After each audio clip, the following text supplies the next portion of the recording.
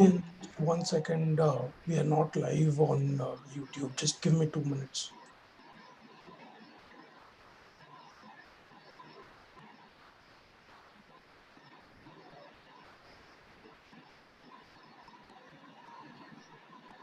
Yeah, you can start.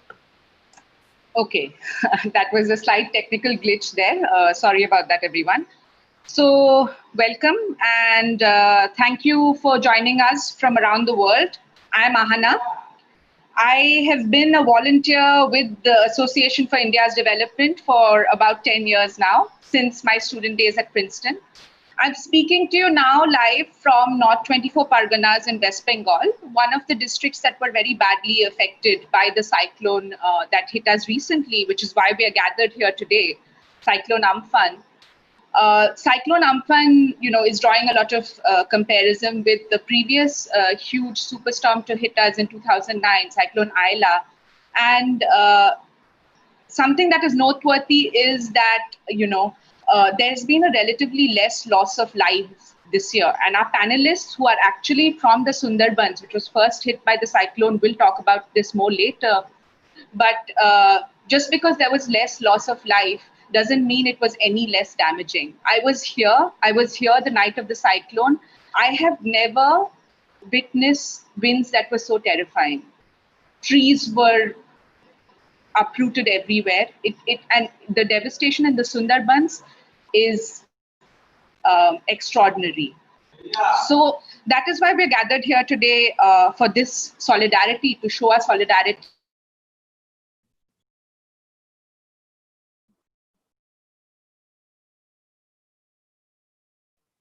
I think Ahana just got muted. So let me just come in here. I'm Shubhayan. I'm a volunteer with AID. I'll be the moderator. I'll be moderating the call with Ahana today. I'm joining in from Maryland in the USA, where I'm doing my PhD. Ahana, so yeah, Ahana, you take forward. So thank you, Shubhayan, for introducing yourself. Before we begin this event, I want to acknowledge the moment we are living right now. It's exceptional and historical almost.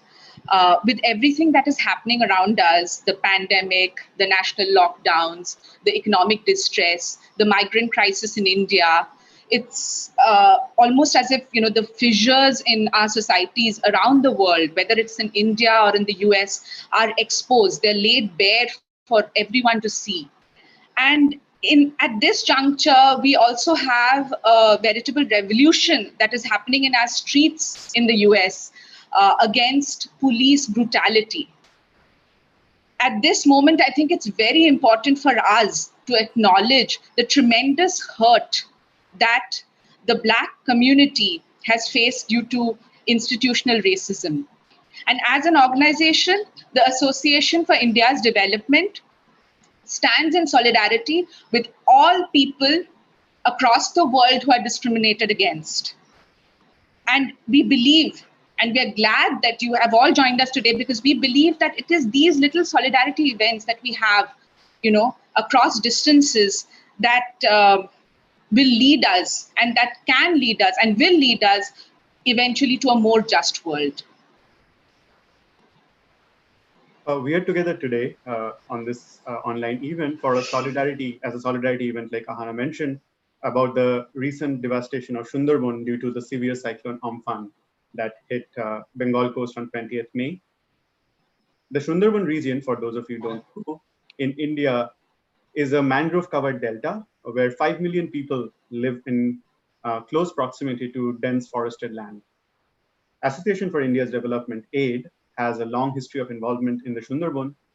A few words about AID for those of you who don't know. We are a non-profit organization based in the USA. We support grassroots projects in India on interconnected issues such as education, agriculture, health, environment, women's rights, and social justice, to name a few. Founded by a few Indian graduate students in Maryland 29 years ago, AID is a volunteer movement now with 35 chapters across the USA.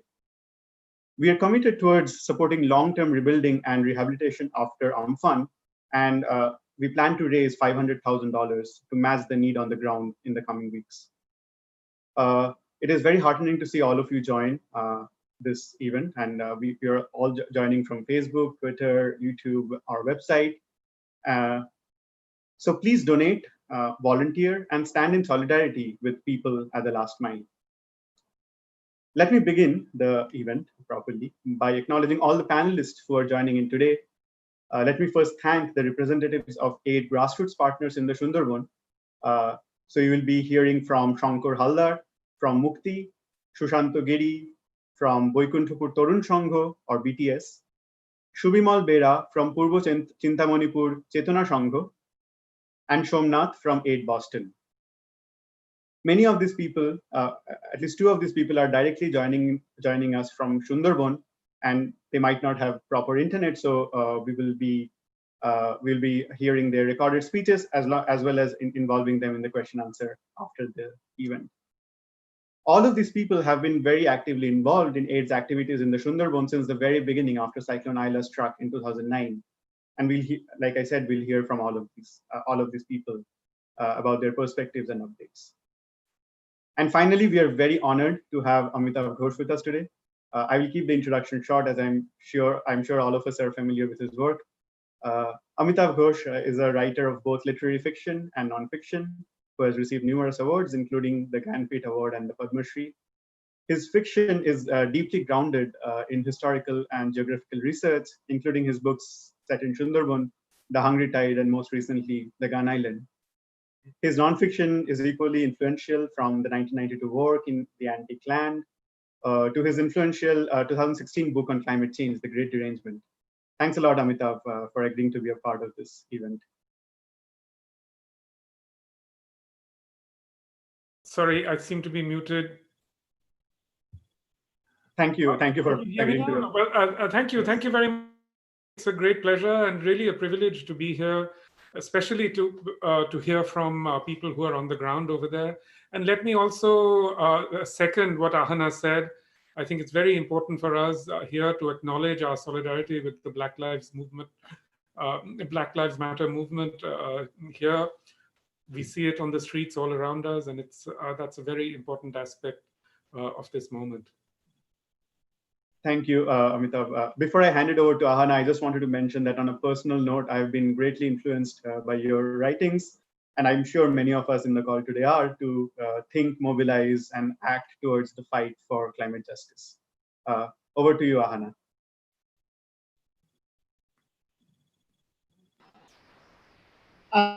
Thank you, Shubhan. So, Amitav,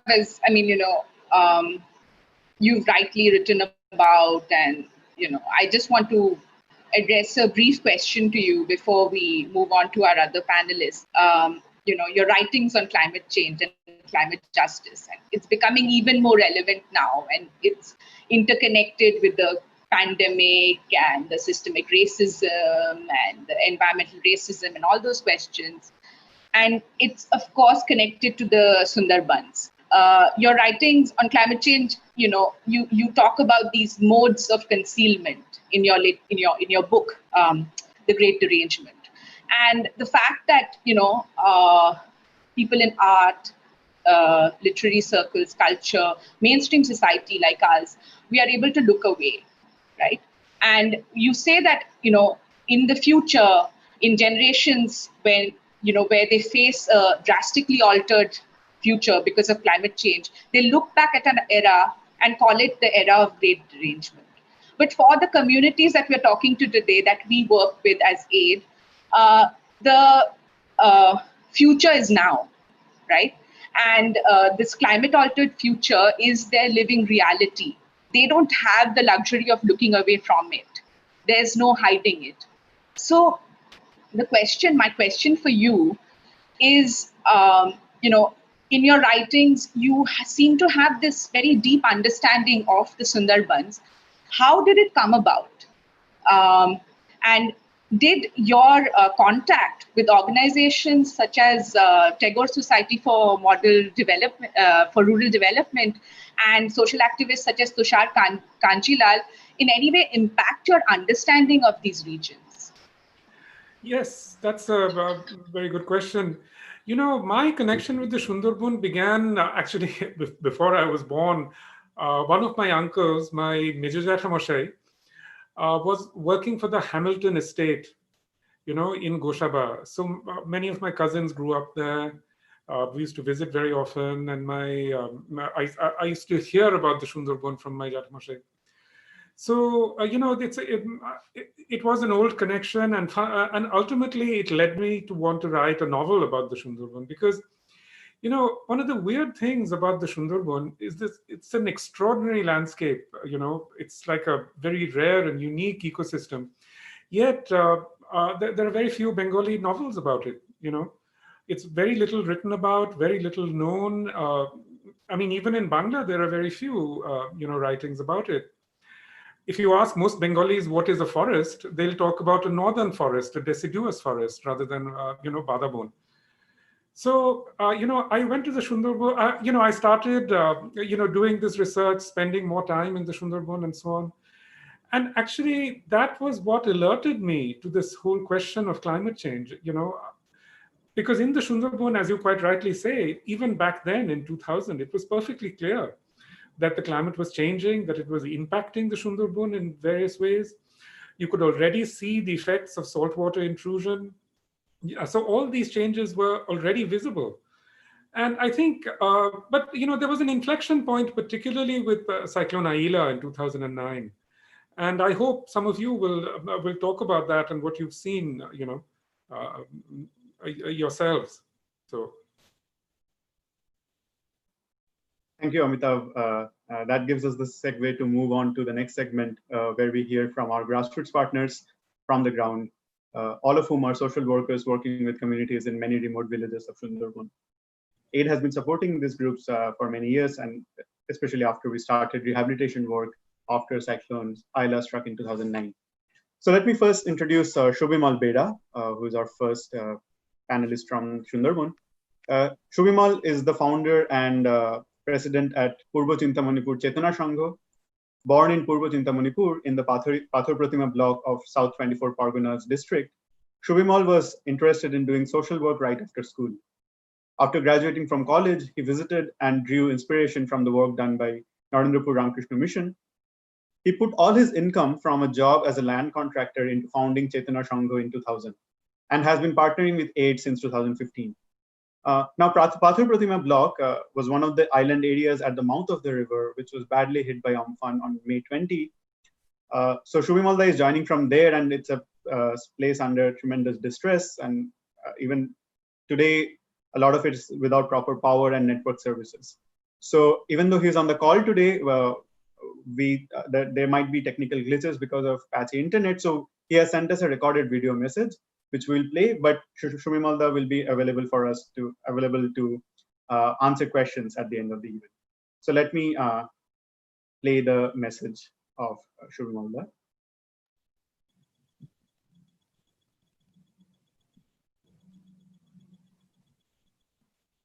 শ্রদ্ধেয় কনফারেন্সে যুক্ত বিশ্ববাসী, ভারতবাসী সবাইকে জানাই সুন্দরবনবাসীর পক্ষ থেকে প্রণাম এবং অভিনন্দন।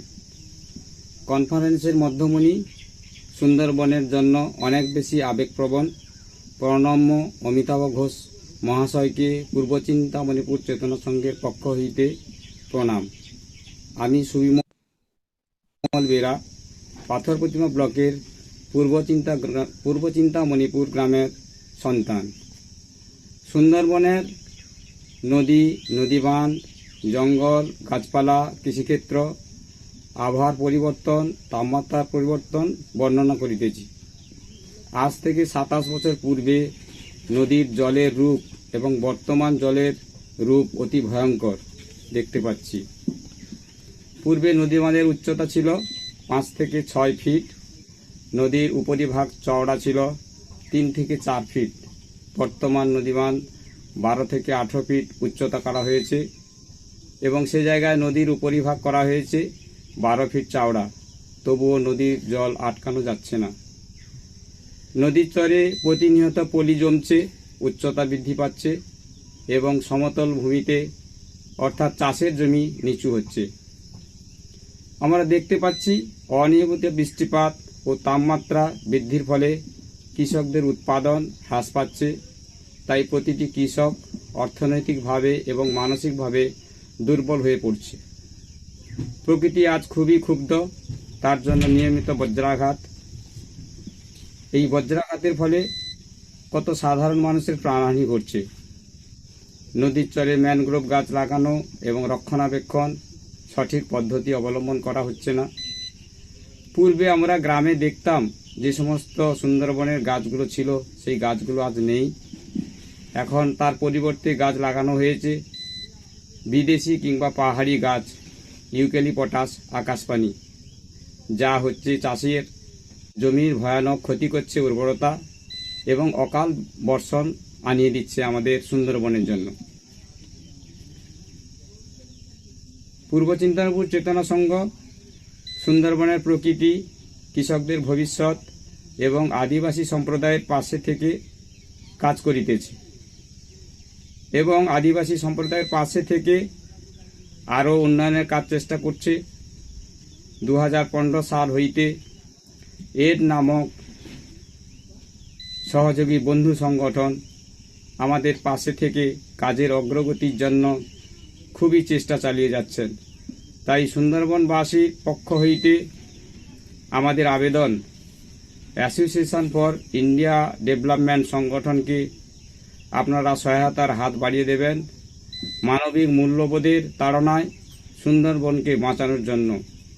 সর্বশেষ বলতে চাই, আমফানের মতো সাইক্লোন সুন্দরবন মানুষের আগামী দিনে না আসে তার প্রয়াস গ্রহণ করিবেন। সবাইকে পুনরায় প্রণাম জানিয়ে আমার এই অভিজ্ঞতার কথা সমাপ্ত করিলাম। That was Shubimalda talking from Purva Chinta Manipur. He's like I said, he's also on the call today, and he will be there for addressing the question answer session. So let me go to the let me go to our second panelist from the ground, who is Shushanta Giri. Shushanta Giri is the secretary at Boikuntupur Torun Sangho, or BTS. Shushanta is joining us today from Boikuntupur village in Sundarban, and he has also shared a recorded video because the internet connection is still unstable there. BTS was established in the remote Boikuntupur village in Kultoli block of Sundarban in 1978 to provide equal opportunities to the rural poor for their development in terms of livelihood, health, and education. Shushanto was born in Vaikuntapur and was a high-achieving student. After graduating from college in Kolkata, he went back to his village, and he has been leading the efforts of BTS. So let me play the video message of Shushanto here.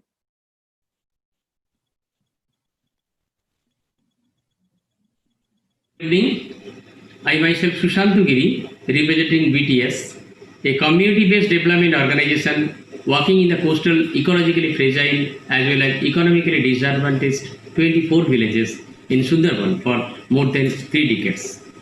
Being a son of the soil, I with my associates and colleagues here faced 3 more natural disasters, Foni, Bulbul and very recent super cyclone Amphan after Ayla in 2009.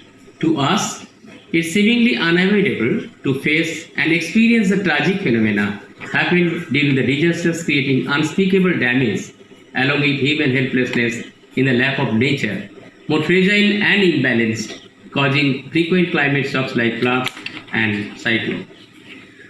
Uncountable loss of crop fields, fishing ponds, cattle, beetle vines, fishing boats, and herds have thrown a large number of people to a world of fathomless uncertainty and psychosocial uneasiness, enhancing tendency towards outmigration and daily wage earning, leaving their loving ones in the hearts.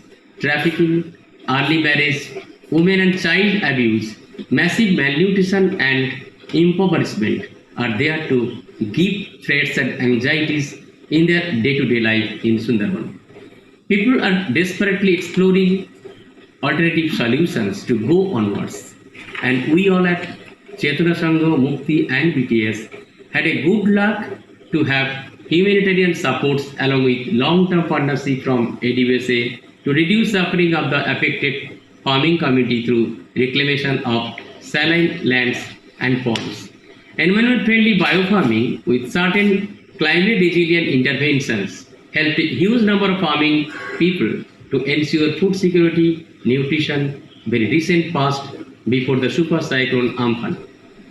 Marketing of excess agricultural produces has been encouraging them to make a sustainable plan of life and livelihoods.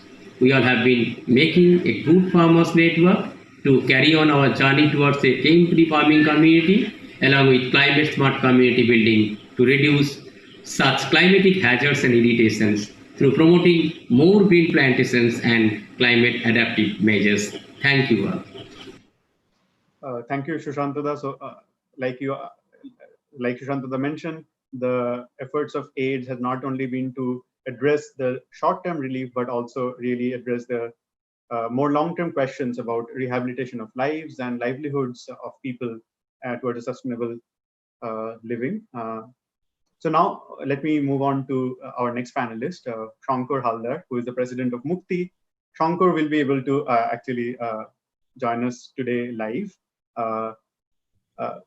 So let me just introduce Shankar and Mukti for a little bit. Mukti is a charitable and socio-economic development trust established in 2003 by Shankar, who is an engineer in Kolkata, who grew up in Sundarban and had first-hand experience with the infrastructural and economic hardships of life in the area. Mukti began with his idea of involving educated and energetic local youth in various community development projects to address some of the intrinsic problems. Shankar, can you welcome here? Thank you for coming, and can you share your thoughts about this? Thank you very much. I made a couple of slides. I will go quickly on that. It's a different aspect. We already discussed the natural calamity Amphan, how it's devastated Sundarban and the livelihood of Sundarban's people. I'm giving a little bit of kind of a time travel. So history of the Sundarbans in a short, in 5 minutes. So as I born in Sundarbans, I went through it, and this is from my experience. I'm going to talk on it. So let's go back in 200 years, when probably in Calcutta or maybe in the mainland, the people were being suppressed or marginalized in the name of maybe caste, race, religions, and financially. So these marginal people, then they moved from the mainland and they started living in jungle. And the nearby jungles is Sundarban. So they started living over there.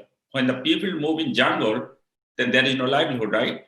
So the people start eating crab, fish, and the local whatever availability over there. And then they started cultivations. And then they started fighting with the natures. They cut jungles, and then they make the agriculture land, and then they started slightly they convert themselves in the livelihood of agriculture from their sea-based or environment-based livelihood. So that was the beginning. That time the nature was losing with the battle with the people, and the people were winning the land, and they started living over there. That was the history. And over the time, when they got a good amount of land, they started cultivations, and since now approximately 50% of the people, they are actually living on agriculture based livelihood, and especially those are actually rainwater harvesting kind of livelihood. It's mean surrounded water, saline water that cannot be used for the irrigation purpose. So this land is only dependent on the rainwater to store and to the harvest. So these were actually these, and then the people which at the beginning maybe the 100% was jungle and the sea dependent livelihood gradually shifted 50% over here, and 50% still was there. So then what happened? Then the people have challenge in the livelihood, sea-based livelihood, right? And jungle-based livelihood, environmental livelihood. And then what happened? There are so many awareness and the challenges started coming. We started educating them that don't cut jungles. But think about that, a woodcutter, if we ask him that don't cut jungles, so what is his alternate livelihood? Think about a fisherman, if you go and say that 3 months you cannot fish, that because it's a bidding time. So, and in addition of that, the environmental change, and because of the greediness, so many fish we are actually harvesting, and because of the many awareness, we are actually jeopardizing the local the fishing areas. So gradually, this kind of livelihood became big challenge. Then the people started migrating in the locals, and maybe in the city, in Calcutta, or maybe beyond. So those are, we may call them our migrant people, but actually, if you think, they are the environmental refugee, because they were actually, the livelihood was dependent on mostly on this kind of is environmental based agriculture, environmental based fishing and honey collections and many other things. The people who got a significant amount of land over there, they are well established. They are not migrating. So the people are migrating whose livelihood mostly dependent on environment. So these people now was living in many other parts of India, right? We all know before this COVID, and then we know what happened after COVID. So these people now started coming over here again back, or pushing them back into village. And what they are coming back to again the place where they left earlier, and they think that, or they feel that Sundarban is their home, but actually they do not have any home. They are the refugee. Long back, 200 years or 100 years back, they are actually ancient. They from mainland, they went over there. Then they pushed back from there, the livelihood challenge. They are now spread across all over India. Now they are coming back again to India in Sundarban. So now things, they are actually refugees. They do not have land or any home. Few people even, they have kind of a mud house or something. Now because of this calamity, one after one, and especially 185 kilometers, this Amphan destroyed everything. So this, they have taken away whatever they had. Now these refugee, this environmental refugee, really they are refugee in true sense. So here now, 2009 Ayla, 2019 Bulbul, 2020 COVID, and 2020 again the Amphan. The people are standing in bank of rivers and nothing left. They are begging what next, and they are actually asking the whole world that to save them and give a solution to them, because they are so marginalized. These people are pushed exactly on the bank of sea. And if we next time if we push, they are going to jump into river and then suicide. And this is exactly the current situations. Is it the Sundarban history in short? But think I'm giving you another one of sculptures available over there in Jota Deep in Sundarban. There is a 900 years old. This sculpture is available, and it's a very nice temple. It's called Shiva. It's a the Jota temple is available. Jota Deul. This is actually archaeological survey saying it is 900 years old. So what do we discuss about 200 years before that? It was a dense forest, right? So now with the question, since the 900 years temple from where it has come, was there a good civilizations? And because of this kind of calamity, it covered in past, and then it took maybe 700 years to reclaim and to people reach over there, and they discovered that. We don't know. So this is the question to the whole world. I'm leaving over here. Thank you very much for your patience sharing. Thank you, Shankarda, for that presentation. So just to round things off, AID has been working with Mukti, BTS, and Chaitanya Sangha for many years. And as many of the AID volunteers, we have visited these places. And like Shankarda said, that people are highly marginalized and vulnerable, but at the same time, the resilience of people to live in these conditions with a life of dignity is truly remarkable. And I think talking more about that, we have Shomnath here. Shomnath, who is joining us from Boston. He works as the development coordinator with AID, and he has been deeply involved in developing this program of sustainable organic agriculture that Chaitanya, that Sushantada and Shubhimalda talked about since ILA struck in 2009. So Shomnath works in Eastern India for 3 months of the year, working with grassroots communities with a focus on indigenous and other forest-dwelling communities in Jharkhand, Odisha, and West Bengal. While in the US for the rest of the year, he works to mobilize volunteers and communities in an effort to connect them to the issues at the grassroots in India. Shomnath, could you take this away? Yeah, thank you, Shubhayan. And thank you, Shubhimal, Shushanto, and Shankar for taking us all to Sundarban through your words and Shankar through your slides. We became involved in the communities in Sundarban right after ILA struck in 2009. A group of volunteers from Kolkata had gone to support relief work in Sundarban. But they did not do the relief and came back. They stayed on. They got involved with the community with the motivation of seeing what the community needs are, what the people's problems are, and how that can be overcome together. And pretty early on, we learned from the farmers that their biggest fear was that in the months following ILA, they would not be able to do agriculture because the saline water had invaded the agricultural lands. So from AID, we got together and we invited Revati, an organic farmer from Tamil Nadu, who had worked in reclaiming salinated lands right after tsunami in 2004 that you all must remember. So Revati came all the way to Sundarbans and started by training 25 farmers in methods, in just homegrown methods of desalinating the land and switching on to sustainable organic agriculture. And at the end of the season, these 25 farmers were actually able to get a good harvest when rest of the areas in Sundarban at that time looked like a desert because they were all salinated. So this success of the farmers encouraged everyone to take this work forward. So we got together again with the farmers and with Revati, and they wanted to get a little more confidence.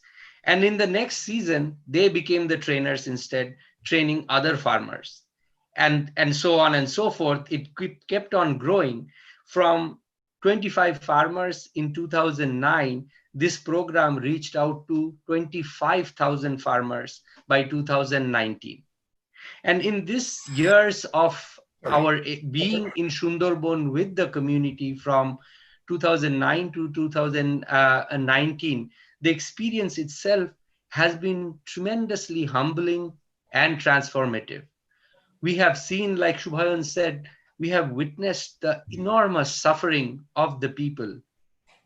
But along with that, we have also witnessed the enormous strength and dignity with which people come out of these kind of challenges. I remember standing on, as I said, I have been spending about 3 months working in the communities in India, and big part of it was in Sundarban. And one such early months after Ayla, we were in the island of Cape Lot. It's a small island, very close to the Bay of Bengal, which was devastated by Ayla. With our friends from BTS, we were going house to house to assess the situation. And we realized after going around half a day that almost everyone in the island was not eating more than once a day. We began to see that all the elderly people of the families were out in the village begging for rice. And this shook me to the core, because before this, I had not confronted this large number of people who were going hungry. It was a reality I was not able to handle very well. But standing on the same Cape Lot at the same time, I saw boatloads of rice going to Raidighi, from where it would go to Kolkata, bypassing the hunger of the people in Cape Lot. And that was only because the people of Cape Lot could not pay for the rice. And I remember reading about the Great Bengal Famine of 1943, when there were similar situations where granaries were full and over 2 million people died of hunger in Bengal. And today, after Amphan, after the lockdown in 2020, the situation is not very different. We might not be seeing large number of starvation deaths, but large number of people across India are going hungry when the food corporation godowns of India are overflowing today. So the people of Cape Lot and people of Sundarban came out from that situation. Cape Lot, again, up until the Amphan, was a thriving island which was doing very good agriculture. Before Amphan, we were working with our farmers to take about 10,000 kilograms of organic produce from Sundarban to Kolkata and directly getting it to the people in Kolkata. And the best part of it was that it was a relationship of solidarity between the people of Kolkata and the farmers of Sundarban. This was much beyond a buyer-seller relationship. So today we see many people in Kolkata are actually proactively standing up in solidarity next to the people from Pathor Pratima, from Kultoli, from Mathurapur. So going forward, the next 10 years we know are going to be much harder than the past 10 years. But we have our experience, we have our solidarity, and we need all of your solidarity who are watching today. So we are asking you to come join us as volunteers, donate resources so that we can all together build it back to be a more climate resilient communities. We have a broad roadmap that we have discussed and planned for with our partners of increasing mangrove plantation, increasing tree plantation on the islands, and working really intensively to rejuvenate agriculture. Because with the double whammy of COVID lockdown and Amphan, people's livelihoods are in distress. But we are sure, we are confident that we can, with the power of the people of Sundarban, we can overcome this, and we have to. There is no other choice. So I would thank you and ask you to come donate and volunteer with this effort. Thank you. Over to you, Shubhayan. Thank you, Shomratha, for that presentation. So let me take this opportunity to share with you just a 2-minute video about what we plan to do in the future.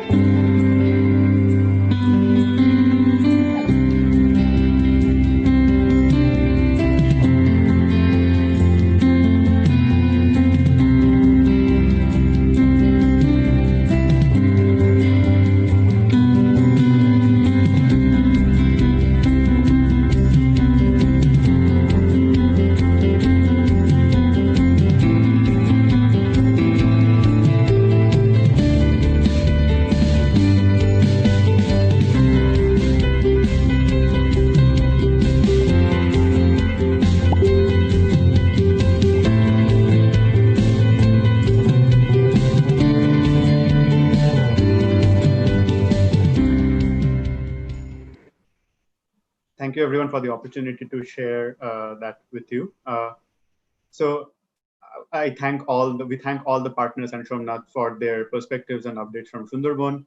Before I hand it over to Ahana for a conversation with Amitav Ghosh, I just wanted to share with you the reason behind holding a solidarity event such as this. As you have seen, aid acts merely as a conduit between the grassroots in India and the hundreds of volunteers and donors across the world, many of who are on the call today. And Amitav, I feel, if I may say, has also been doing the same, albeit in a different form, by sharing with the rest of the world the human stories of climate change, migration, and inequality from places like Sundarban. So we thought that this event is a great opportunity for all of us to create a platform where we bring together the literary and grassroots voices together, providing a platform to our partners to amplify their stories and needs. Thank you for the opportunity, everybody, and over to you, Ahana.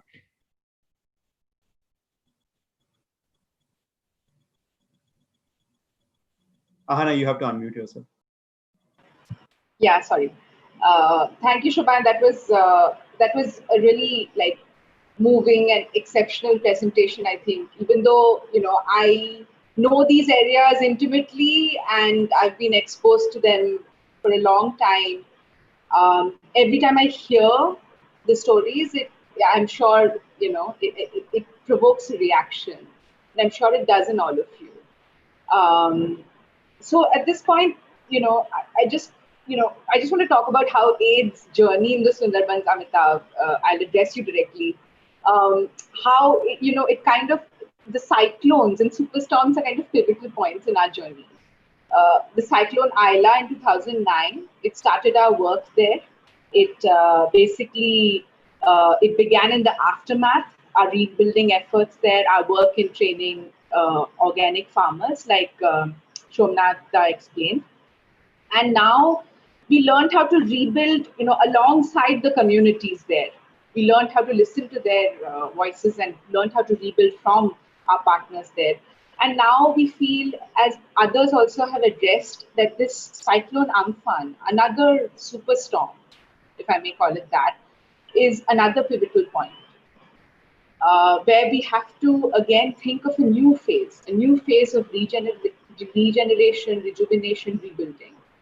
And in your books too, Hungry Tide, Gun Island, the Ibis Trilogy, cyclones are pivotal to the plot. They form plot points on which the screw turns.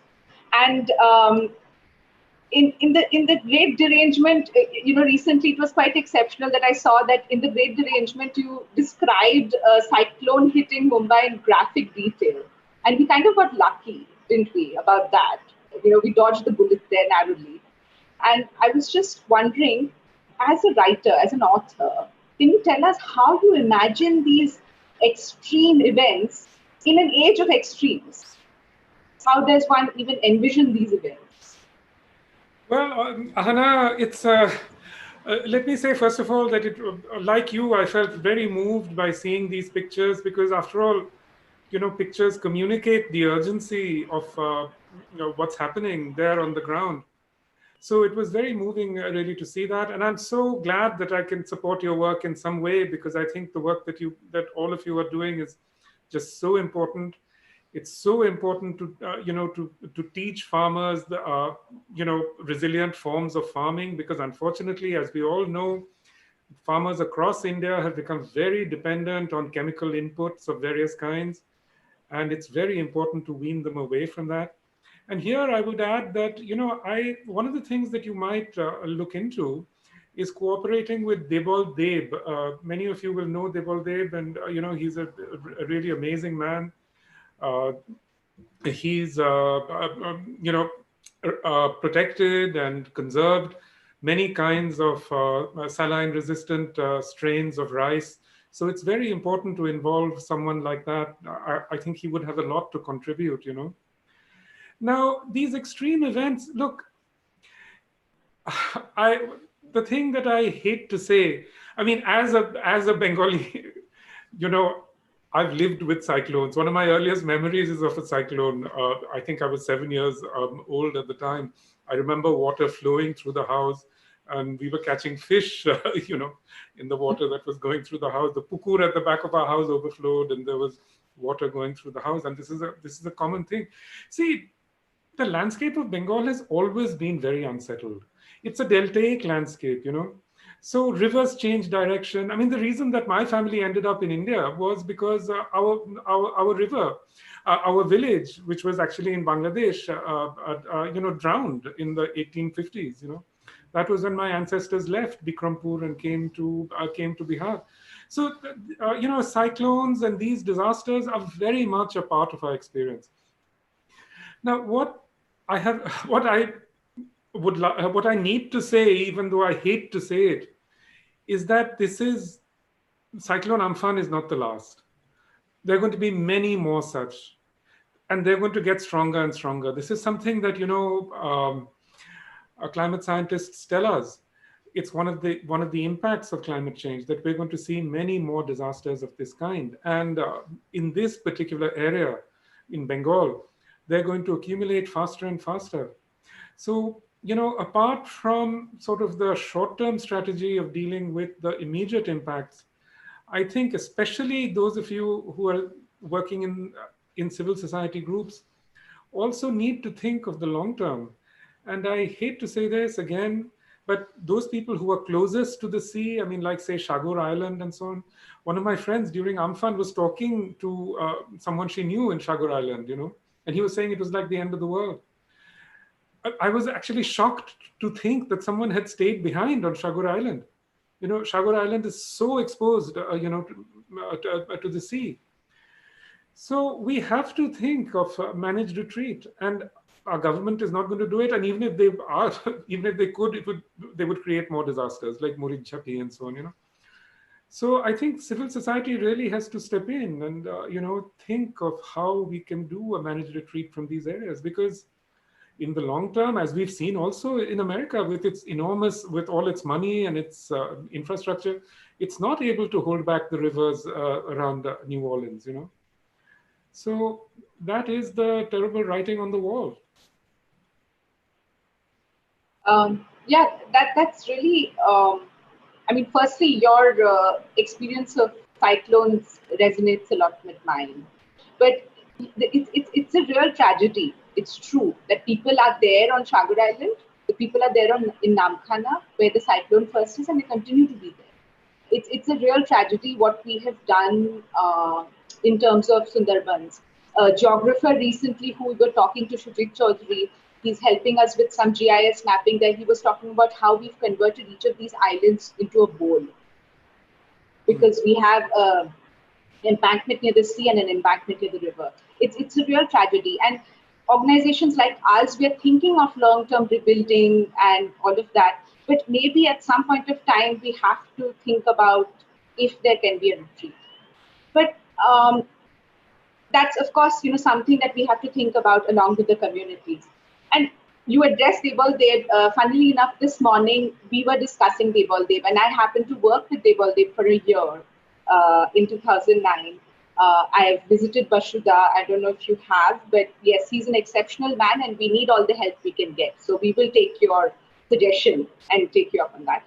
So, but let me talk about like this, these extreme events, these superstorms, because of which we're thinking of how will we rebuild? How will we do a planned retreat? I mean, that's a large-scale displacement. We had such a displacement during partition. The trauma of it still exists in our families, in the collective Bengali and Punjabi experience. So we can't say that this superstorm was caused by climate change, one event, but the science is increasingly sure that these kinds of extreme events is due to anthropogenic climate change. In that case, suppose for a disaster like Amphan, who is guilty? That's the question that we have to answer as a collective, right? And what is the ethical burden of responsibility we bear, and who bears it most heavily? Can you weigh in on that? I know it's a very complex question, but I would still like to hear your thoughts. Well, obviously, I mean, those who are to blame are, high consumers. I mean, it's wealth that is the problem. I mean, wealth has created this problem, And certainly the problem has been hugely accelerated. We can point to wealthy countries, but we also need to point to the Indian middle classes. Basically, half the greenhouse gases that are now in the air were put there since 1990, when there were these so-called reforms in the economy. It's when the world adopted neoliberalism on a large scale that this happened, that this started to accelerate, that climate change started to accelerate in this way. Neoliberalism is an ideology that is completely tied to settler colonialism. Our taking up this idea is a kind of crazy thing. But let's also remember that, the way that the Sundarban was settled first, it was settled by Sir Daniel Hamilton, who had this idea of colonizing the Sundarban. It was an idea that he took from the Anglo-American experience of settler colonialism. He had this kind of utopian idea that he would create this sort of settler colonial experiment in the Sundarban, in a place which is completely unsuited to something like that. And of course, he meant well, but we see now in doing these things, we create disasters, and we see that around the world now. I mean, look at the disasters that are happening in California, in southeastern Australia. These are all areas where, in fact, humans embarked on a project of terraforming, of changing the ecologies so profoundly. And now we see that the earth is fighting back. The people who did this, let's say 18th, 19th century people, they just assumed that the earth was inert. I mean, it was in the late 18th century that the British connected the islands that now became Bombay, through reclamation projects and so on. And we now see that it's the most terraformed parts of the world that are actually rising up in revolt. The earth is not inert. The earth is a living thing. It's a being, and it was we who were deluded to think that that we could do this, This is a question of a particular point of view, right? A particular culture, mainstream culture, that we view the earth as separate from ourselves, and we view it as inert. You've written about this extensively, and you also, I mean, right now you just mentioned like what is responsible, the consumption, neoliberalism. So this culture of conspicuous consumption, along with what is our concept of modernity. What is backward, what is forward, and our concept of what it means to move forward. So, as a writer, right? What do you think? Can art and activism come together and bring about a change in this mindset? And I'm not just talking about this in terms of an individual moral choice or an individual moral issue, like a lot of climate change conversations are now framed, but as a choice of changing the system and taking it towards a more sustainable path of growth and development. What do you think about that? Can we come together? See, the people who are changing the system are people like you, who are out there on the ground doing this stuff. I mean, and I just have enormous admiration for you, for all of you here. I had enormous admiration for Tushar Babu, Tushar Kanjilal, who passed away earlier this year. He did remarkable work in the Sundarban over 50 years. The Tagore Society for Rural Development is an extraordinary institution. I wonder how it's going to proceed without Tushar Babu, because he was so much its presiding genius, as it were. But, activists like you are actually changing the world, are changing systems, are trying to change systems. And, again, I have enormous admiration for what you do. But for me, what climate change has really brought about is a profound questioning of my practices as a writer. It's out of that questioning that the Great Derangement arose, So, and for me, I've become sort of very interested in this question of the delusions of modernity, the delusions that so many people have that they are not dependent on nature.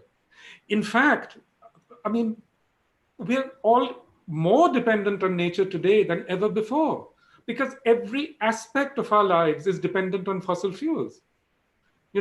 We can't go anywhere, we can't eat, we can't do anything without fossil fuels. Fossil fuels makes all of this possible. So we are completely dependent on nature. And where do fossil fuels come from? It's just it's just nature that's that's in the ground. You dig it up. That's all. It's no different. You're just using fossilized forests. We are completely dependent on these things, and yet people imagine themselves to be free from nature. In fact, the people who are least dependent on nature, I would say, are people who live in the Sundarban. They get something from their surroundings every day, but they don't have to depend on fossil fuels to do those things. So imagine we are heading towards a circumstance where these delivery systems are going to break down. We already see this in the US. I mean, the food supply system really broke down at the start of this pandemic. These systems are going to break down, and we have to prepare for that. We have to prepare. So again, let me say that, the task ahead of us, the task ahead of you, most of all, is immense. But many of you are scientists and engineers and so on. You have to plan for this managed retreat. If you can't do it, who can? And this is the reality. We can't just put band-aids on, after every disaster. You have to sort of think ahead and think of how we are going to plan for the future. That's actually an excellent point. And I'm not much of an activist. I'm more of a scientist. But I think, we all need, this is such a, huge problem, and we need to have a global collective of minds that comes together to actually, wrestle with it and wrangle with it. And there are no easy solutions. We can't, as you talk about engineering in your book, The Great Arrangement, we can't break it down to the smaller and smaller problems and solve it. It needs a holistic view. It needs a view that is actually larger than life, if I can say that. Yeah. But just to come back to, what you said, I like that, and I'm going to, repeat it, that we are dependent on fossilized forests, right? But the increasingly kind of dominant view of conservation, right, that is even more becoming dominant after the development of a zoonotic disease like COVID-19, is that the fortress model, where people are removed and their dependence and coexistence with the forest is removed from the equation of conservation. We are dependent on fossilized forests, but we find it difficult to understand how in places like in the communities of the Sundarbans that we work in, that people are, man, humans and animals and plants all are linked together. So is that a failure of imagination, that we can't imagine it in our day-to-day lives? For us, going to a forest is like is literally an excursion, going to the national park or something. So can fiction, you think, help us inhabit these worlds? I tried to address some of these issues in The Hungry Tide. In fact, I would say that it's a central issue in the book. Look, what's often happened in the name of conservation is actually out-and-out class war. Look, it's happened across the world. We know that the early history of the World Wildlife Foundation was actually completely, you could say, fascistic. It was founded by a few billionaires, and their policies were completely fascistic. What happened in the Ngorongoro crater? They moved out all the Maasai and moved in the tourists. This is what is actually happening in our reserve forests. You push out people in these absolutely, really, I would say, fascistic ways. People who've lived in that forest, who've cultivated that forest. We all know now that forests don't come into being accidentally. People interact with the forest, even with the Amazon. People interact. It's the interactions, it's the human forest interaction that keeps the forest alive. So when you move people out in this way, not only does it creates a multiple disaster. Those people become poachers. They're deprived of their livelihoods. They develop a kind of rage against this kind of conservation. So it's a multiple level disaster. We can never forget that, we always think of ecology as a sort of liberal and benign thing, but ecology really, the idea of ecology, the very word, came from a German fascistic thinker. So we have to be, especially at this moment, we have to be very careful to resist, a certain kind of right-wing conservationism, which is actually very, very anti-people, as we would say. It's very much directed against, it's a very sort of, how should I say, bourgeois kind of ideology, directed very much against ordinary people.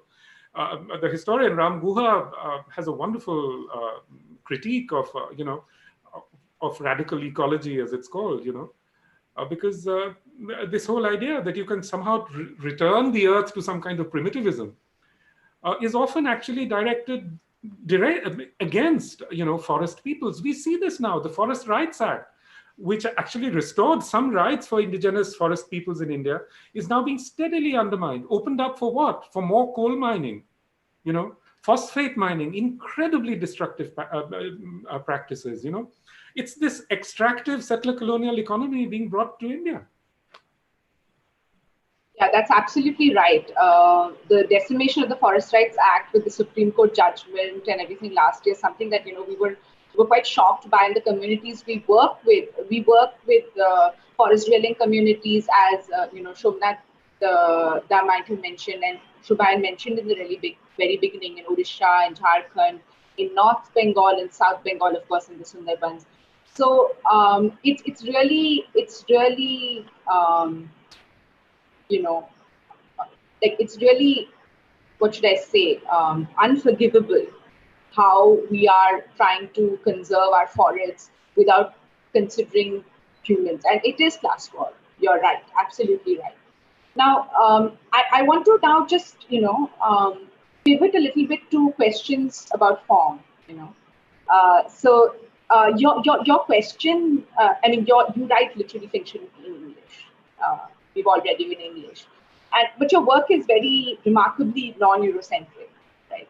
That was one of the things that attracted or that interested students like me in the mid-2000s to your work, like Glass Palace, Hungry Tide. Apart from the rich landscapes that you create, it was, we grew up with a heavy dose of British literature and with Indian writing in English that played to Western stereotypes and expectations all the time. But your work was very refreshing from that point of view. Your books are also very sensitive to existing inequalities in society, and you are as a person too, right? What you're talking about all this time. So how do you feel though about the fact that your books like Hungry Tide and Gun Island are not accessible to readers from the villages of the Sundarbans, simply because of the fact that they're in English? They have been translated. There's a wonderful Bangla translation of The Hungry Tide, which I collaborated with. It's a great translation. Ochinturup Rai did the translation. He's a journalist. It's excellent. And the Gun Island is in the process of being translated. But again, we have to remember that in India, the whole question of reading is at once an elite activity. In a country where, no matter what language you're writing in, you're writing for some kind of elite or some kind of middle class, because there are so many illiterate people. And, even if they're not illiterate, the practices of reading a novel don't come easily, They have to, you have to be educated into them, as you have been and I have been, so on. The literary life, the imaginative life of the Sundarban is not sustained by that kind of literature. It's actually sustained by what the Bengali imagination has always been sustained by, which is the Mongol Kabya literature. In the case of the Sundarban, it's the Bonbibi narrative, So one of the things I have done recently is that I've just adapted a large chunk of the Bonbibi narrative into English. Because I think it's in those ways, by chanting, by recitation, that literature reaches, people who are not a part of essentially Western reading community, formed by certain reading practices. That's really interesting, because there are all these local storytelling traditions. There are people in villages who tell stories, whether it's the story of Bon Bibi or even the Ramayana and the Mahabharata and other Puranic stories, local legends. And your book, Gun Island, your latest book, you use the story of Monasha Devi and Chand Saudagar. So there are a lot of people who might have not read this book here and who are not familiar with the story. Can you just talk about it a little bit, and then maybe go into how you used it in Gun Island? I'm sure people would love to hear that. So after I finished writing The Great Derangement, as I said, it prompted me to criticize or to scrutinize my own writing practices. And I realized that really, I couldn't see a way forward, by looking at modern literature or contemporary literature. I honestly couldn't. And I feel fortunate that, I have Bangla. So I wanted to look at pre-modern Bangla literature. So I started reading a lot of pre-modern Bangla literature. And I finally came to the story of Monasha Devi, the Monasha Mongol Kabbu. And, I was working with actually the text Padma Puran, and, once I started reading this, I suddenly realized that the whole story of climate change is in this book. Is in this story. Because what is this story? You have Monasha Devi, who speaks for, as it were, the earth, and you have a Chand Saudagar, who speaks for the profit motive. And the whole struggle between them, Chand Saudagar is a merchant, it's completely conceptualized in this book. The struggle between, the human urge towards profit and the needs of other beings. That's exactly what Monasha Devi is always trying to bear down on Chand Saudagar, And again, this particular story is just filled with, it's filled with storms, with disasters of every kind. There's so much, they're so alive in this particular storytelling tradition.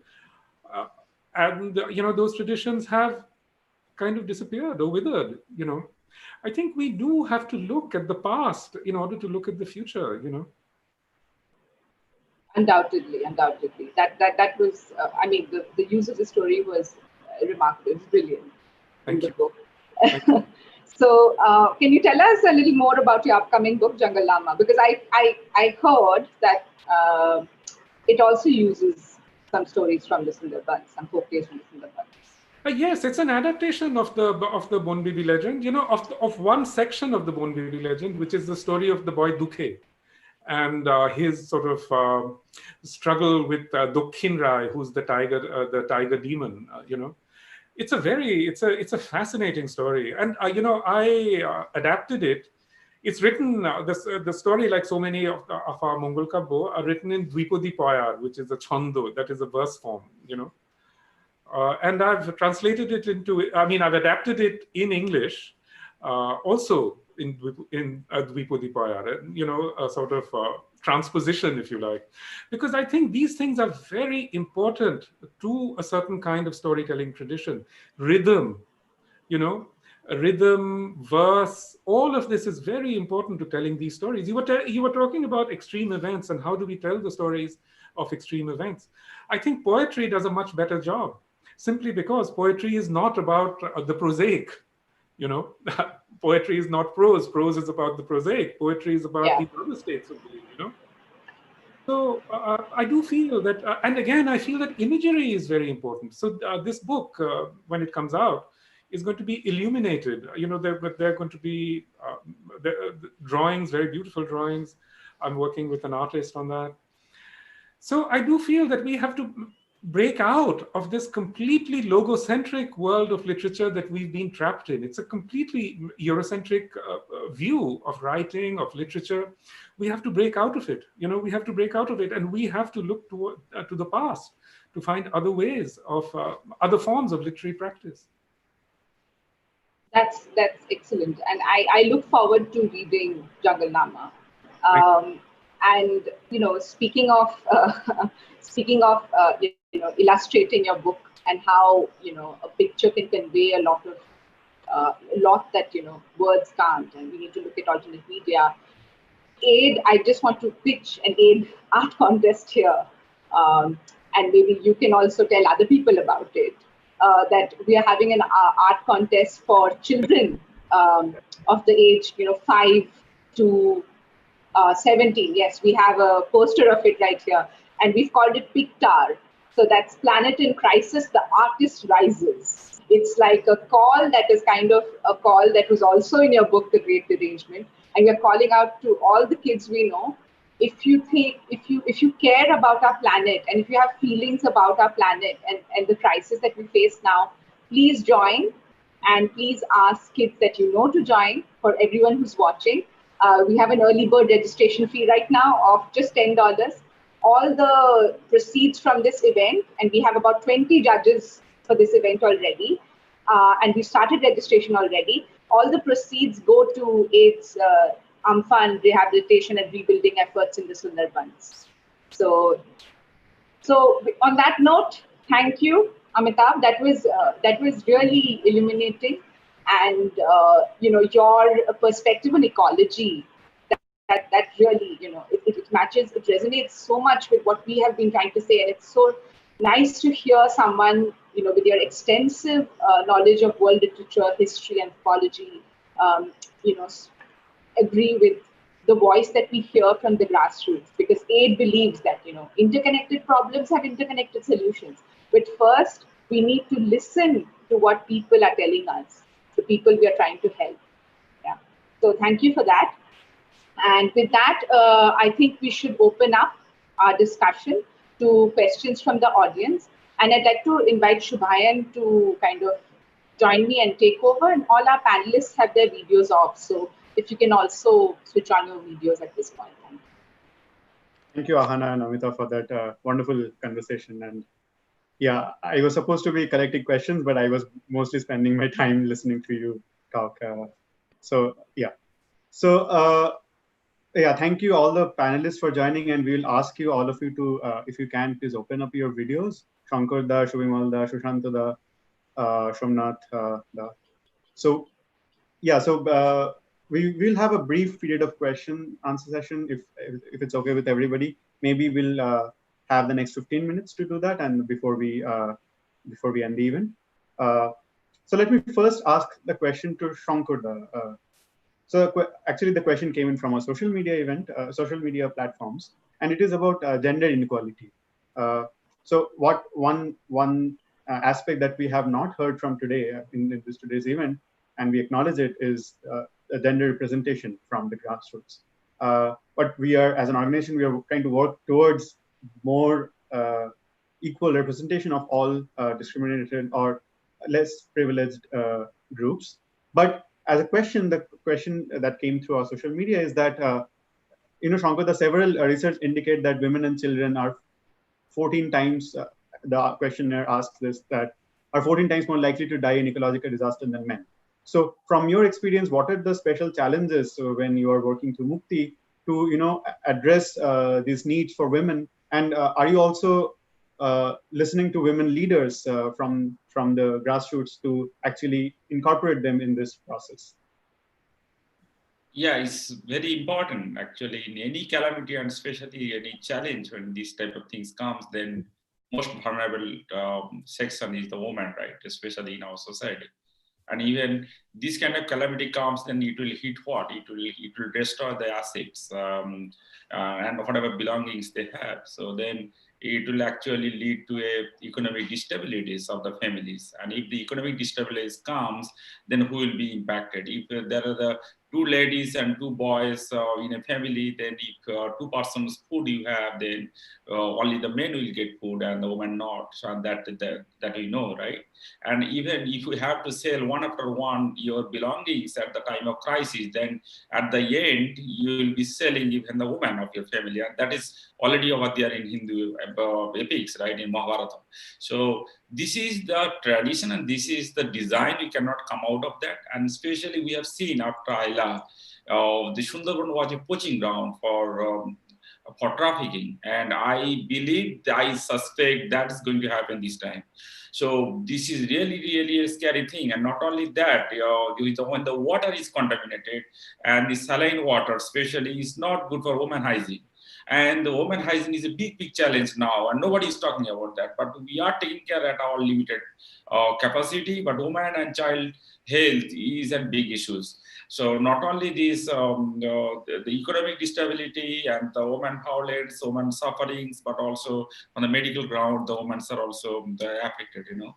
So what we are doing as Mukti, and the approach is very clear. So currently, most of our activity is driven by women. What we have done, taking the experience from ILA, so we connected women through in the name of self-help group, and so for 10,000 women, so from various islands, is connected with a unique model of microcredit from us. So this is designed by Mukti, and then they are connected. So what we are doing, that they are connected, they're discussing their issues. If there is a domestic violence, if there is a trafficking, and trafficking comes in a very attractive way. You know, the offer comes is that your daughter will be married to a very rich family in somewhere, you know.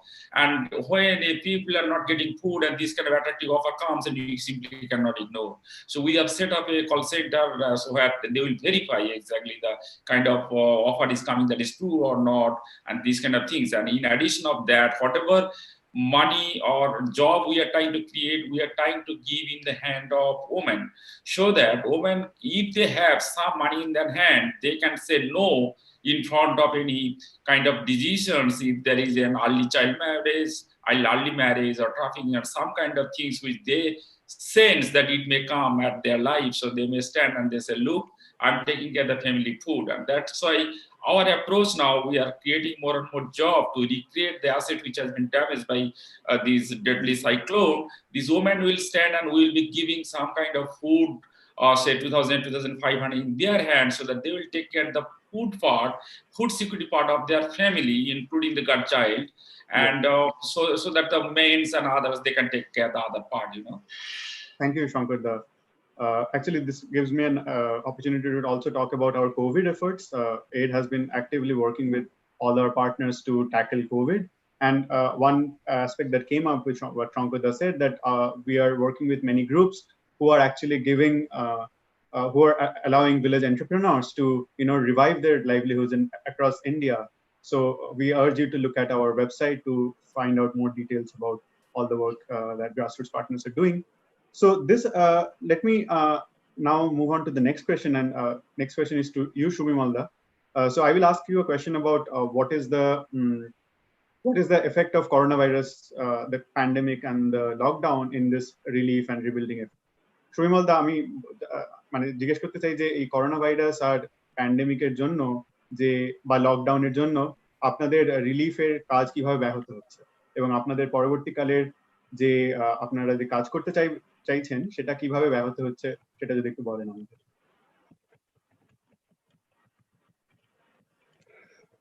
Actually corona ভাইরাসের ফলে চাষিদের উৎপাদনের যে উৎপাদিত ফসল বিভিন্ন জায়গায় যে যাওয়ার কথা সেটা হচ্ছে যাচ্ছে না, সেই মতো করে চাষিরা অর্থনৈতিকভাবে ক্ষতি হচ্ছে। আগামী দিনে চাষিরা কিন্তু উৎপাদনের জন্য উৎসাহ প্রকাশ করছে না। সেই সঙ্গে সঙ্গে আমফানের মতো সাইক্লোনের ফলে চাষিরা বারে বারে যে বিধ্বস্ত হচ্ছে, আমাদের উৎপাদিত ফসল প্রকৃতি ধ্বংস করছে। করোনা ভাইরাসের ফলে বা বিভিন্ন লকডাউনের ফলে চাষির উৎপাদিত ফসল বিক্রি করার সুযোগ পাচ্ছে না। সেই জায়গা থেকে চাষিরা কিন্তু খুবই বিধ্বস্ত। আমরা চাইছি চাষিদের কাছে আমাদের মানসিকতার ডেভেলপমেন্ট করতে হবে, যে প্রকৃতি বিভিন্নভাবে আমাদের ক্ষতি করবে, কিন্তু আমাদের প্রধান জীবিকা কৃষিকাজ থেকে দূরে সরা যাবে না। সেই জায়গা থেকে আমরা চেষ্টা করছি চাষিদের মানসিকভাবে ডেভেলপ করা, সে যাতে চাষ করে এবং সেই চাষ পদ্ধতিগুলো নতুন আঙ্গিকে যাতে করতে পারে সেটার কথা ভাবছি। আর যে রিলিফের কথা বলছেন, করোনা ভাইরাসকে কেন্দ্র করে তো নিয়ম মেনে বিভিন্নভাবে রিলিফ দেওয়ার চিন্তা ভাবনা হচ্ছে, সে জায়গায় কোথাও পৌঁছাবার সুযোগ হচ্ছে না। সেটা আমরা চেষ্টা করছি কিভাবে তাদেরকে পৌঁছে দেওয়া যায়, এবং সেই মতো করে আমরা আগামী দিনে কাজও করছি। আমরা চাইছি আগামী দিনে এই সুন্দরবনকে বাঁচাতে গেলে 2-3টি বিষয় কিন্তু খুবই সবারই নজর দেওয়া উচিত। প্রথমেই নদী বাঁধটা ঠিক রাখা দরকার আছে। কংক্রিটের বাঁধ তো অবশ্যই করে প্রয়োজনীয়তা আছে, সেটা সরকারিভাবে করাটাই সবচেয়ে বেটার। আমরা চাইবো যে সমস্ত নদী বাঁধগুলো কংক্রিটে করা সম্ভব নয় সরকারি পক্ষে, সুন্দরবনের মানুষ যে এনার্জির কাজ বা বিভিন্ন ডিপার্টমেন্টের যে কাজগুলো আসে টাকাগুলো, সেই টাকাগুলো সঠিক পদ্ধতি অবলম্বন করে যদি আমরা কাজ করাতে পারি, সেই কাজটা করার জন্য সবচেয়ে এগিয়ে আসতে হবে সুন্দরবনের মানুষকে।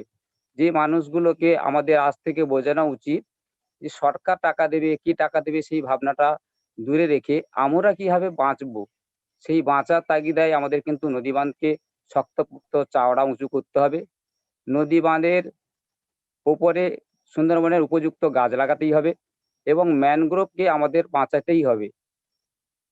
এবং দ্বিতীয় বিষয় যেটা বলবো, যে শুধুমাত্র চাষবাস করেই কিন্তু আমাদের কৃষকদের ডেভেলপমেন্ট করা সম্ভব নয়। চাষের সঙ্গে সঙ্গে সুন্দরবনের যে প্রাকৃতিক সম্পদ আছে, সেখানে মাছ চাষ, কাঁকড়া চাষ, মুরগি পালন, এই পদ্ধতিগুলো আমাদের চাষিদের মধ্যে যোগাতে হবে। এবং চাষিরা যেখানে সবচেয়ে বেশি ক্ষতিগ্রস্ত হয়, তাদের উৎপাদিত ফসল সঠিকভাবে মূল্য পায় না।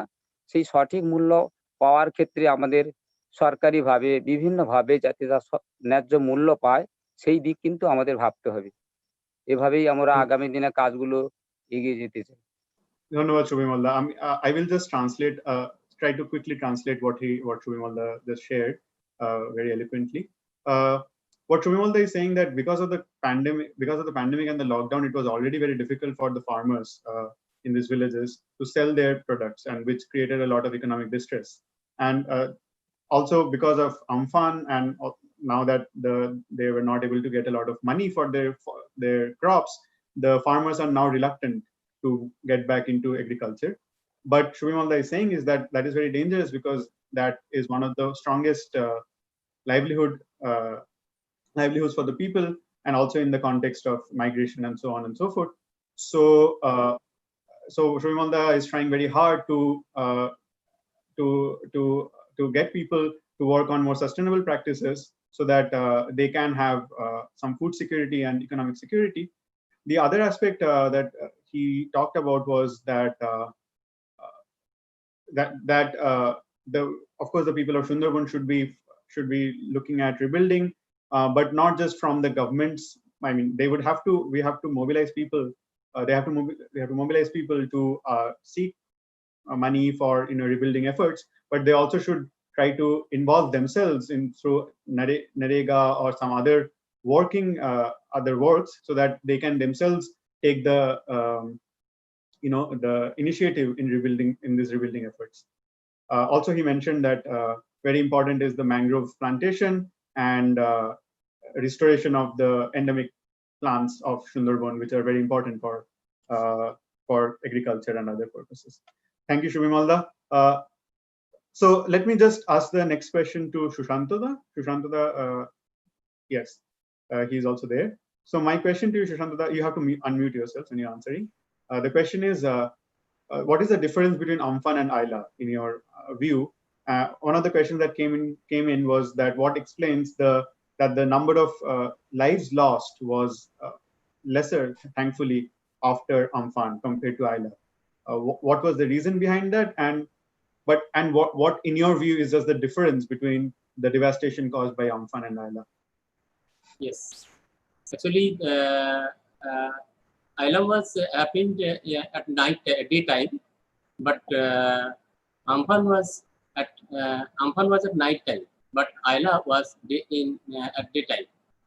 Inundation was huge during Ayla, but it was much more in comparison to Ayla. It was so much huge of maximum destruction and inundation, and also damage of crop fields, farming fields was very huge, and damage of plantation was quite comparative in Ayla, but this time it is huge, and the plantation, or particularly the mangrove and the other trees, lost their greenness due to the saline water surge.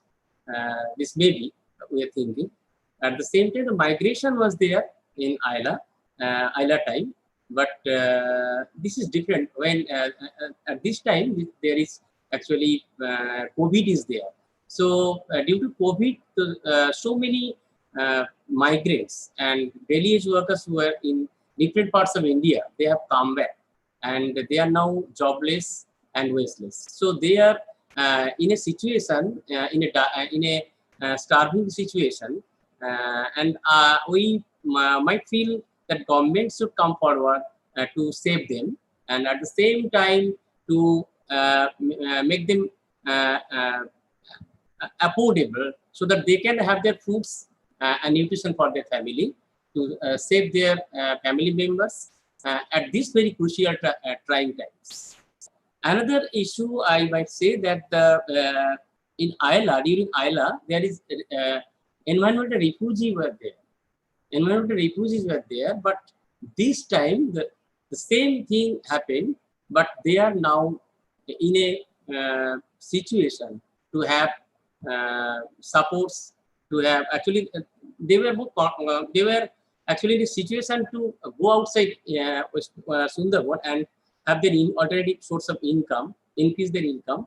But this time they are now jobless and they have no income, and they have come back and without ways, and they are now at their home and exploring what they should do. But what we are trying to do in Sundarban, that people must have to be productive, and people must have to be careful that this type of successive disasters are coming, and if they come, the Sundarban community may in a made stake and in a peril situation. So people like us who are working the grassroots, we should take care of the community and motivate our community, our community, how to tackle this situation and tackle this crisis. We should, because we have faced 3-4 disasters within 19 years. So it is much more and alarming, at the same time grieving. So we are passing through a very critical time. Sir Amitav Ghosh is there, and so many respected persons are there in this call. So actually I would say that we should be gathered together and prove our strength so that we can face and take into a situation so that we can actually carve it. And another thing I would say that actually damage is comparative in Isla, but this time the damage is huge.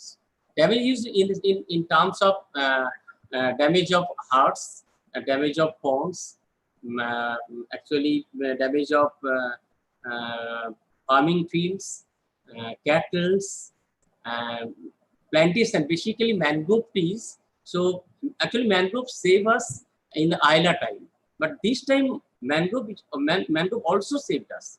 But this time mangrove has lost their greenness, lost their color. It may be due to the saline water surge or whatever maybe the scientist can say, but we are assuming so. Actually I may say in a word that people like activists or the social workers who are doing in the Sundarban area, we should have more attention to have more plantation of mangrove forest as well as inland plantation, so that when the surge or cyclone wave comes, so only big trees can save, big trees can protect us by protecting the wave, protecting the cyclone wave. So we should have to be careful about this matter. And at the same time, what aid is actually aid is with us, and in our different meeting we are taking our decision and taking our discussion into that point, that we should have to be more attentive to save Sundarban, and to protect our people, because Sundarban, in Sundarban, it's a real picture of man and animal conflict. So when animal comes into the area, so this is very common to all. When actually the forest, huge forest land is actually destroyed. So that time, usually the tigers or wild animals usually come to the locality and have some strain there. So we should be careful about that, and we should take care of the matter, and we should have more plantation, mangrove plantation, as well as trees to save Sundarban and protect our people. Thank you, Shushantada. I'm afraid that we have almost run out of time, and maybe I'll just stop the questions from the audience now. And let me just take this opportunity to thank all of you who are joining from Sundarban, who are joining from Kolkata, who are joining from all around the world. And thanks a lot to Amitav for joining, for attending this event. I would just, before I end, I just want to acknowledge so many people who made this event happen. I want to especially thank the 8 volunteers from across the world who work together doing this, especially Vedant, Debolina, Sudain, Vaidesh, Sridevi, Naren, Vidya, Priyam, Vikash, Partho, Medha, Harish, Zeel, and Shashi. I'm just spelling out names here, but there are people who have worked a lot towards making this happen. At the end, Amitav, do you want to say a few, do you want to have an ending comment, and we can just end with Shomnadda after that? Thank you, everyone. Thank you. Well, I'd just like to thank you for holding this event, for inviting me. It was really a pleasure. I so admire the work that you're doing, and I would urge everyone who's listening or watching to support AID and Mukti and all the other organizations that are involved in this. So thank you. Thank you, Amitav. Shomnadda, please have the yes. Thank you, Amitav. Thank you, Shushanto, Shubimal, Shankar, and everyone else. Just in the closing, I would say, going back to one of the questions, is why there was a reduced loss of life, was because people actually moved. And people moved into the school buildings that are there in Sundarban. They moved into some of the flood centers that have been built since then. But it was not a smooth process. So all the 3 partners that we have on the call today actually played a very critical role in raising this awareness in the villages and encouraging people to move to these shelters. In fact, I was on the phone with Shubimal when the eye of the storm was passing, and they have risked their own lives to move people who were few stragglers who were remaining in their homes and accompanied them to the school buildings. So very, very heroic role played by all of our partners in reducing the loss of life that we have seen today. And as you can see, this is about solidarity with people. This is solidarity is also like mangroves. It makes us resilient as humanity, as a community. So there is no other way but to join hands with the people of Sundarban and stand to protect the entire of ourselves, and not just the people of Sundarban. So those of you who are watching, I would urge you to leave your email address if you are interested in volunteering. Many people across continents are working on this in direct solidarity with the partner groups and many other people of Sundarban. And if you do not have the time, please also consider, or even if you do have time, you can still considering making a donation of $100, $200, $500, whatever your possibility is. And with $100, we can support the seeds that 20 farming households require, vegetable seeds. And our partners have been distributing this because, one, they have not have access to the markets to buy seeds. Two, because they are, mentally not in a position to sow the next crop. So, there are many other examples I can give, but you get the point. $100 can go a long way in supporting the work. So with that, the links will be open. With that, I thank everyone. A special thanks to Amitav Ghosh, who at a very short notice agreed to jump on this, to have this beautiful coming together of the grassroots voice and a literary voice in making the case for all of us to stand with the people of Sundarban. Thank you very much.